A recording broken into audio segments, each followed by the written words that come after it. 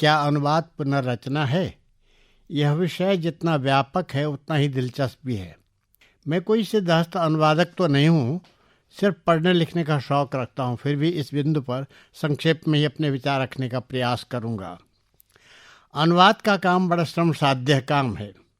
अनुवाद का मतलब है मूल रचना के समरूप, समस्वर और सम अर्थ को दूसरी भाषा में रूपांतरित करना, लेकिन रूपांतरित होकर यह एक स्वतंत्र रचना का रूप भी ग्रहण कर सकती है यदि अनुवाद मौलिक रचना की सही लय को पकड़ सके। कभी मूल रचना के पाठ को कई बार दोहराने के बावजूद वह अर्थ संप्रेषित नहीं हो पाता जो मूल रचना में अंतर्निहित होता है। जैसे वाक्पदीयम के प्रणेता, महान शब्द विज्ञानी और संस्कृत भाषा के कवि भर्तृहरि ने कहा कि यथानुवाक श्लोको वासोढ़त्यमुपगच्छति आवृत्त्या न तो स ग्रंथ प्रत्यावृत्ति निरुच्यते। जब अनुवादक की भाषिक क्षमता मूल रचना के लेखक की मानसिक स्थिति के धरातल पर होती है, तब कोई अनुदित कृति उसी अर्थ का स्फोट कर सकती है जो मूल रचना में अभिप्रेत होती है। इतनी मेहनत करने के बाद जब कोई अनुदित रचना पाठक के सामने आती है, तब वह पुनर्रचना की प्रतिष्ठा हासिल कर पाती है। अच्छा अनुवाद अनेक अर्थों में किसी मौलिक रचना की पुनर्रचना ही होता है, भले ही लेखक दोनों के एक ही व्यक्ति हों। जब कोई मौलिक रचना अनुदित होकर प्रकाश में आती है तो वह उसका नए रूप में अवतरण होना ही एक मान सकते हैं, अथवा उदय होने की घटना जैसे होती है। या दूसरे शब्दों में कहें तो यह किसी रचना का पुनर्जन्म भी होता है। पुनर्जन्म की अवधारणा में यह मान्यता भी हमारे मन में बसी है कि कोई जरूरी नहीं कि नया जन्म श्रेष्ठ ही हो। किसी भी रचना की श्रेष्ठता तो पाठक निर्धारित करते हैं। उनका संतुष्ट होना और उनकी सम्मति प्राप्त हो जाने के बाद आप कह सकते हैं कि अमुक रचना कैसी हुई है। जैसे कालिदास ने कहा है कि आपरितोषाद विदुषाम न साधु मन्यते प्रयोग विज्ञानम बलदपि शिक्षतानाम आत्मन मन्यम प्रत्ययम चेतः।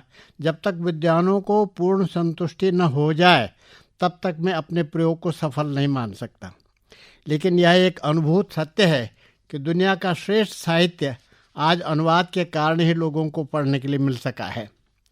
अनुवाद दो भाषाओं के बीच संतुलन बनाने की सुंदर कला है, जो मूल भाषा के स्वरूप को एक नई भाषा में ढालते समय अक्षुण्ण बनाए रखती है तथा साथ ही उसको एक नई ताजगी भी प्रदान करती है। बहुत सारे लेखकों ने अनुवाद करने की कला के संबंध में अपने विचार प्रकट किए हैं। उसमें कई लेखक ऐसे भी हैं जिन्होंने स्वयं अपनी रचनाओं के अनुवाद दूसरी भाषाओं में किए हैं। इरिस मुड्रिच एक प्रसिद्ध ब्रिटिश महिला लेखक हैं जिन्हें 1976 में बुकर अवार्ड मिला था, ने अनुवाद कर्म के बारे में बड़ी दिलचस्प टिप्पणी की है। वे बोलती हैं कि अनुवाद करना मेरा शौक़ है। मैं लेखन की इस कला का आनंद लेती हूँ। ऐसा करते हुए कभी मुझे लगता है जैसे मुँह तो मेरा ही खुला है और आवाज़ किसी दूसरे की आ रही है जो मेरी आवाज़ से बिल्कुल मिलती जुलती है। यह अभिनय करने जैसा रोमांचक अनुभव देता है। लेकिन अनुवाद के विषय में ठीक इसके विपरीत एक राय नेल्सन मंडेला ने भी दी है। वे कहते हैं कि यदि आप किसी आदमी से ऐसी भाषा में बात करें जो वह समझ सकता है तो उसकी कही बात उसके दिमाग में पहुंच तो जाएगी लेकिन घर नहीं कर पाएगी।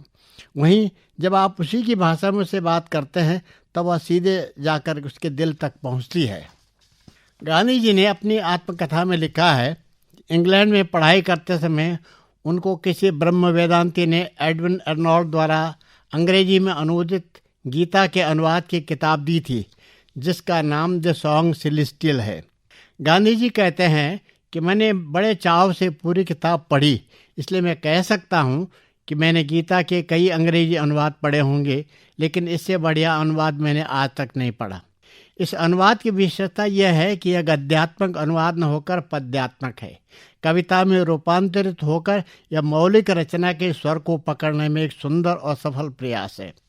गुरुदेव रवींद्रनाथ ठाकुर की प्रसिद्ध रचना गीतांजलि जब बंगला से अंग्रेजी में अनुवादित होकर प्रकाशित हुई तो उसकी पहुंच दुनिया भर के साहित्य प्रेमियों तक हो पाई और इसी कारण गुरुदेव को इस रचना के लिए नोबेल पुरस्कार प्रदान किया गया था।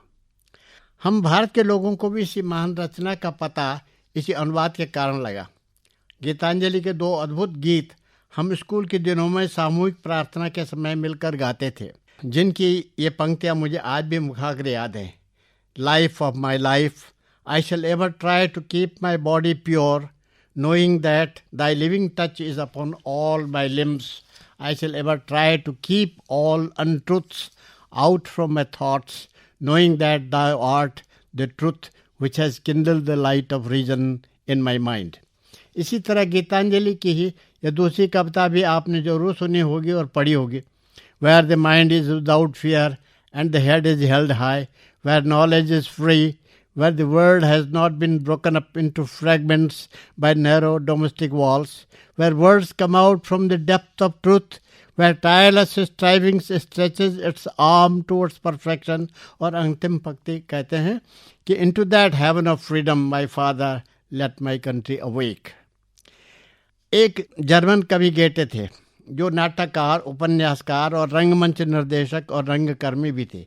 वे कालिदास के द्वारा रचित नाटक अभिज्ञान शाकुंतलम से इतने प्रभावित हुए कि उन्होंने अपने लिखे नाटक फॉस्ट में अभिज्ञान शाकुंतलम की शैली में सूत्रधार को एक स्वतंत्र पात्र के रूप में जर्मन नाटकों में भी प्रवेश दिला दिया।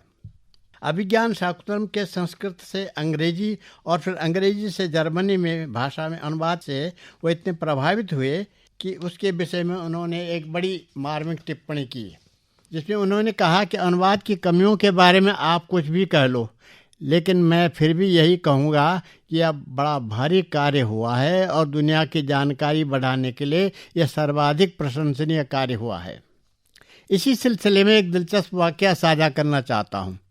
अद्वैत आश्रम अल्मोड़ा द्वारा प्रकाशित एक किताब the life of Vivekananda by his eastern और वेस्टर्न डिसाइपल्स वॉल्यूम 3 में स्वामी विवेकानंद ने इंग्लैंड प्रवास के दौरान प्रसिद्ध जर्मन विद्वान प्रोफेसर मैक्स मुलर से अपनी मुलाकात का वर्णन किया है। यह संस्मरण स्वामी विवेकानंद जी ने विलायत से लौटने पर कलकत्ता में अपनी मित्र मंडली को सुनाया था। वे लिखते हैं कि जिस दिन मेरी मुलाकात प्रोफेसर मैक्स मुलर से हुई, मैं कभी उनके बारे में यह सोचने लगता हूँ कि वेदों के भाष्यकार आचार्य सायण ने पुनः अवतार लेकर मैक्स मुलर के शरीर में प्रवेश किया है। वेद वेदांत का इतना धैर्यशाली और दृढ़ निश्चय का विद्वान तो शायद इस देश में भी न मिले। वृद्धावस्था में पहुंच चुके मैक्स मुलर दंपति को मैंने वानप्रस्थी सन्यासी की तरह जीवन यापन करते हुए ऑक्सफोर्ड के एक निहायत एकांत और शांत वातावरण में देखा।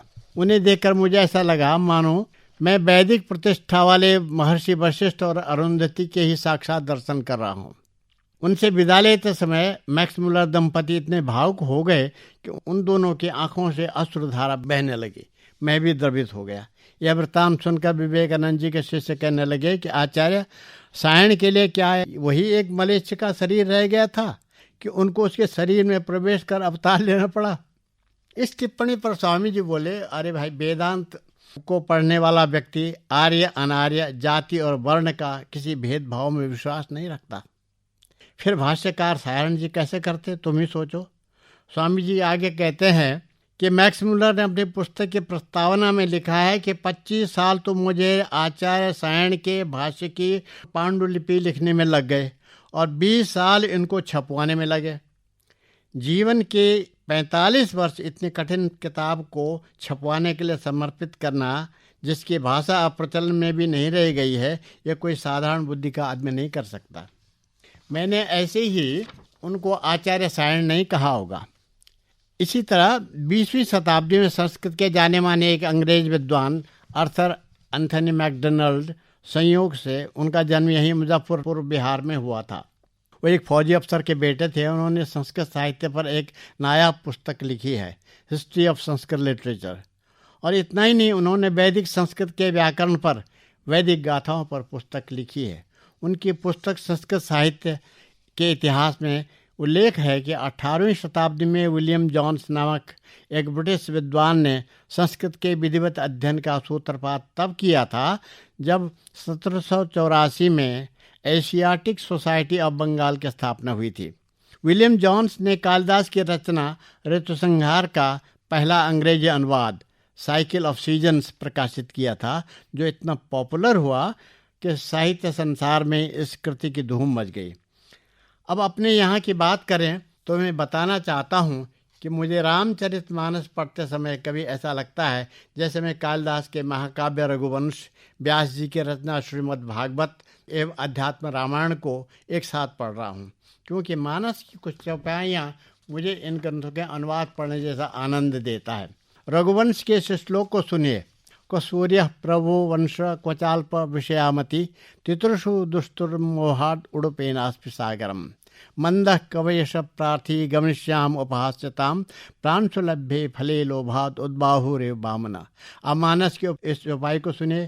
कभी न हो नहीं चतुर कहावों, मति अनुरूप राम गुण गावों, कह रघुपति के चरित अपारा, कह मति मोरे निरत संसार। करन चहूँ रघुपति गुण गाह, लघुमति मोर चरित अवगाह। सूझन एक हूँ अंग उपाऊ, मन मति एक रंग मनोरथ राहु। इसी तरह आध्यात्म रामायण का यह श्लोक भी सुनिए। कहते हैं कि सुखस्य दुःखस्य न कोपि दाता, परो ददातीति कुबुद्धिरेशा, अहम करोमीति वृथाभिमान, स्वकर्म सूत्रे ग्रथितो ही लोक। तुलसीदास जी ने लक्ष्मण और निषाद गुह के संवाद में बिल्कुल ऐसे ही कहा, काहू न को सुख दुख कर दाता, निज कृत कर्म भोग सब भ्राता। आधुनिक भारत में आचार्य रामचंद्र शुक्ल, आचार्य हजारी प्रसाद द्विवेदी, डॉक्टर पीताम्बर दत्त बड़थवाल, अज्ञेय जी आदि महान लेखकों के अलावा स्वर्गीय मंगलेश डबराल, प्रभाती नौटियाल, मोहन थपलियाल, मृणाल पांडे, विष्णु खरे आदि ने देश पार के लेखकों की रचनाओं का बहुत सुंदर अनुवाद किया है।